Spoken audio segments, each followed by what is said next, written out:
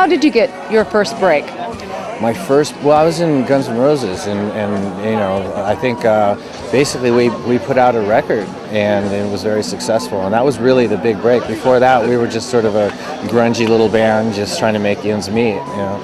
So I think that was it. There's a lot of them out there that are trying to be able to stand where you're standing today. So what advice would you give upcoming talent in auditions, or if they're standing there in front of a record label? Or I know it's hard. I think you know, just keep your cool is the main thing, and know what it is that you're trying to present, and understand exactly what it is you're doing, and how you want to come off, and what you're trying to sort of, you know, the perception that you want them to have, and just go for it. It's tough, you know, it's definitely tough. so basically the advice would be just be yourself? Yeah, be yourself and persevere, and keep your integrity as intact as possible, and do what it is that you want to do. Clarity is definitely helping me at this point, and that's basically it. A lot of support from good friends and shit. Just keep at it. If you really believe in it, and this is what you're supposed to be doing, no one can tell you any different. So how did you get your start? How did I get my start? Sitting outside of, I'm from Las Vegas, so sitting outside of bars when I was 15, because I wasn't old enough to go in, and waiting for my turn, sneaking in, doing my set, and then going back out. So it's keeping your eyes open. Absolutely, eyes and ears. So any advice for your CDs, or give auditions or anything like that you can give talent? Just network. I spent a lot of years not doing that, being too cool for school, and finally, you make friends, and you put your hand out, and you do your best, and people start to notice if you got what it takes, I guess. Did you ever do any online campaigning or anything like that? I can barely check my email. No. Yes, I did. I put an album out on Atlantic in '03, and I got a quick lesson on how to promote yourself online. Yeah. So how cool is it to work with Slash? He's the salty of the earth. He's a really good guy. You see the persona, but he's a really mellow, good dude. Yeah. I mean, he probably thinks it's pretty cool to work with you, right? I don't know. I would hope so. And so he keeps calling me back, so he must like it or something. Yeah. And what project are you guys working on together? I just sing for him whenever he needs a singer for his solo deal, for his Slash and Friend gigs. Yeah. That's rad. Yeah, it's pretty cool. Do you guys gig around town? This will be our, I mean, we've done a couple song here and there, but for the most part, we've been touring. We did a show in Norway, show in Vegas. And Norway, what part? in Christensen. Yeah.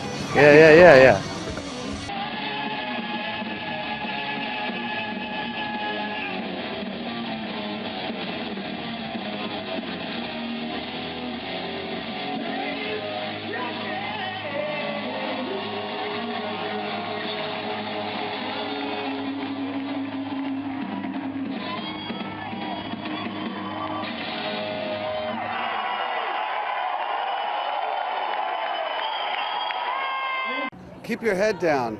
Keep your blinders on. Just, if you believe in yourself, that's probably when you start believing in yourself, it's the time to stop listening to, I don't know, people who are naysaying you and whatnot, and go for it. Believe in yourself, confidence. Yeah. I don't know. What keeps me going and excited and energized? Probably my wife, my kids, being alive, being alive's a definite plus, and every day's a new day. Is there any advice you can give upcoming talent as far as, they're trying to promote their CDs, they're trying to get into it, anywhere? Some ways they have it better than we did 20 years ago, with the internet, and sometimes you think maybe they have it worse because there's so many bands with 360 deals and stuff now from major labels. It's tough. Just go out there and play live. I mean, that's not going to ever change. Just going out and playing live shows. Any advice you can give for upcoming musicians or talent that wants to make it? Not really. I get asked that question a lot, and truthfully, the answer that I could give is to love what you do.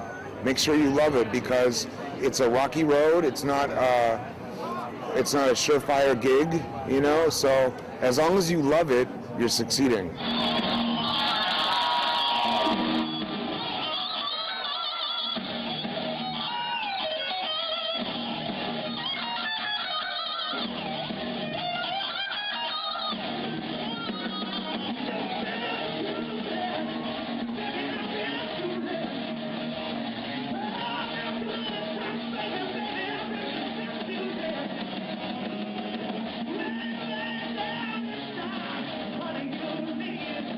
When Jane's Addiction first got started, we didn't imagine in our wildest dreams that we would amount to anything. So as a result of that, we stayed true to what we wanted to do. We played the music we wanted to make because we were the ones that ultimately had to be happy with it.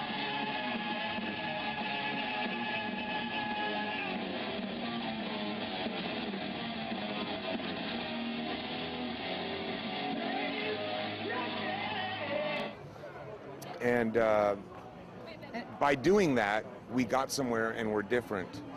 So I would say because we loved doing that is what was helpful for us. We didn't have goals like gold records or girls or cars or money, like a lot of the stuff that today's media dangles in front of artists as, you know, what the pot of gold is at the end of the road. That's not what it's about, because you can watch a million artists time and time again reach that pot of gold and ultimately be miserable. And that's happened over and over again, and some of our greatest talents have died due to suicide and drug addiction because that isn't the answer. So the truthful answer is to stay motivated, stay positive, stay in love with your craft, and you can't go wrong.